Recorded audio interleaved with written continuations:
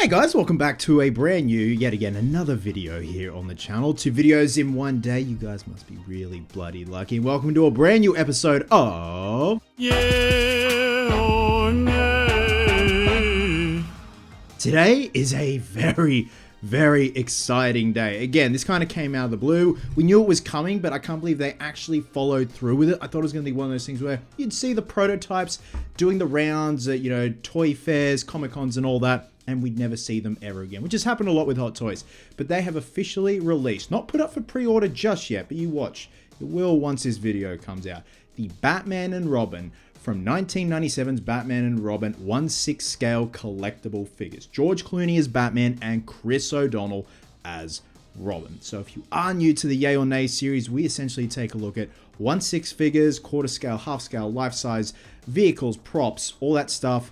Take a look at all the specs, what comes inside the box, the tailoring, the sculpting, the paintwork. Take a look at the price point. We are going to be using an average price point today because there are no pre-order sites at the moment, even on Sideshow. So we're going with an average rate of a 1/6 scale Hot Toys figure. Now, a lot of you guys know Batman and Robin is a guilty pleasure, but what I love most about that film are the suits, whether it be Clooney's suit, O'Donnell's suit, Silverstone's suit, but also the ice suits. They are silly, nipples and all, and it all is very silly at the end with the ice suits because they just wanted to sell more toys.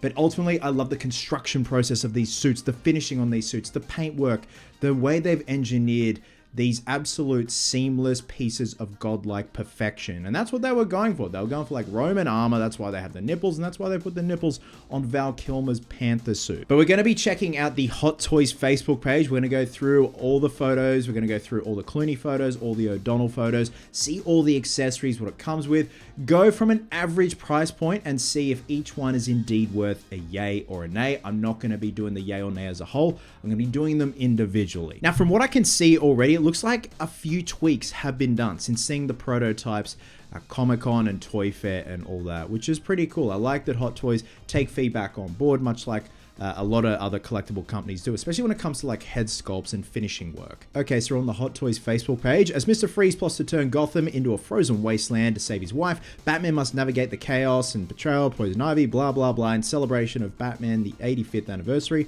Hot Toys is thrilled to present the 1/6 scale Batman collectible figure based on the 90s classic Batman and Robin. So we don't have a list quite yet of the accessories, but we have photos. My first initial thoughts, amazing. It definitely looks like they've updated that head sculpt, most particularly the mouth plate. I'm not sure if they've upgraded the finish on the suit as well, because it has such a particular finish. It goes from satin black to ice blues, depending on the light situation throughout the film. And it looks like this suit does indeed change colors, which is amazing. So he's got his little bat laser and batarang there. It does come with a certain accessory, which I couldn't fucking believe they actually went through and did it. So different poses. I'd be terrified to pose this suit in a dynamic pose. Like, that is a great pose right there. They did that. They did a similar pose like that with the Sonar suit when that came out from Hot Toys. The head sculpt looks great. Look, Clooney has a very certain look in the cowl, and his cowl as well. He has very tall, sharp, pointy ears and massive eye holes as well. Also love they got the museum backdrop there. That's another variation of the grappling gun.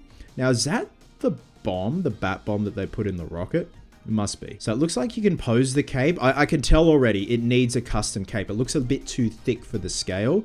That looks great there, man. That is a great George Clooney head sculpt. Like, I've seen some people say it's not right, but that was when we saw the prototype. So we get 3 interchangeable mouth plates. That is the grappling, the batarang he uses at the end of the film. That's the one that Kilmer uses as well in Batman Forever. That's great. See, that's kind of like the George Clooney Batman look right there. Just kind of, hey, Freeze, I'm Batman.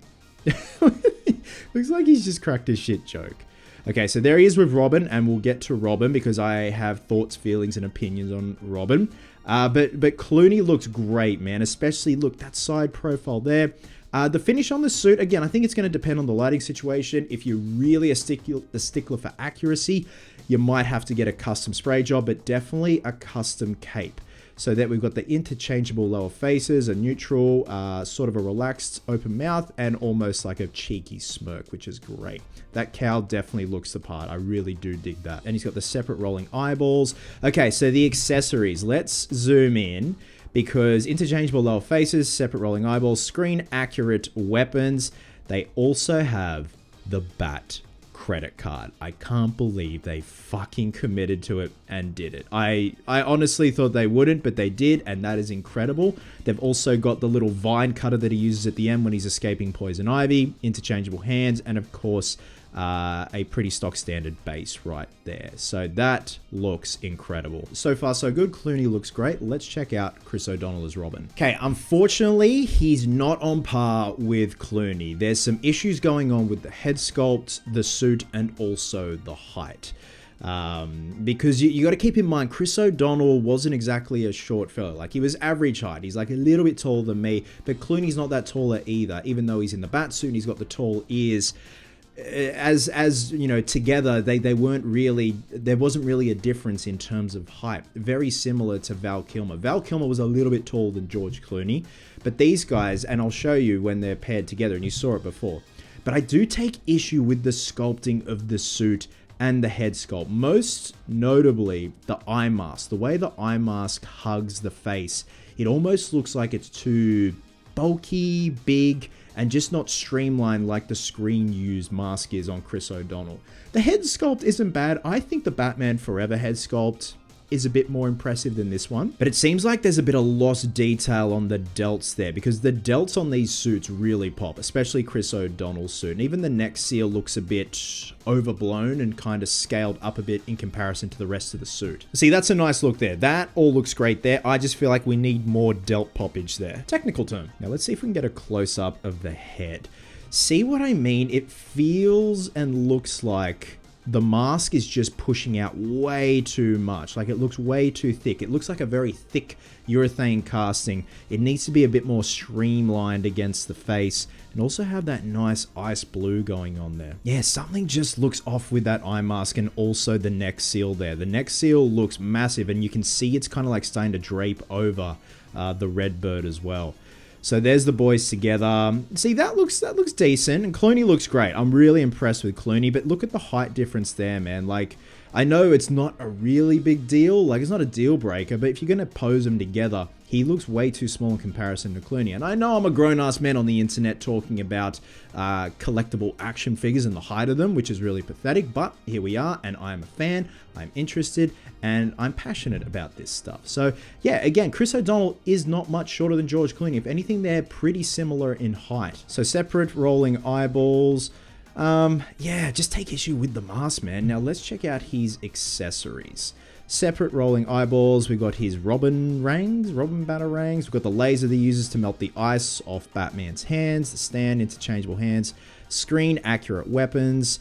Okay, all right, we're back to square one. Okay, so let's say on average, like an average basic hot toy with minimal accessories, like not too many, but you know, several here and there, interchangeable hands. Let's compare it to, say, like the recent Moon Knight figure that just got released for pre-order, which by the way looks incredible and is a spot-on representation of Oscar Isaac. Let's just say this is in the ballpark of, say, 300 USD.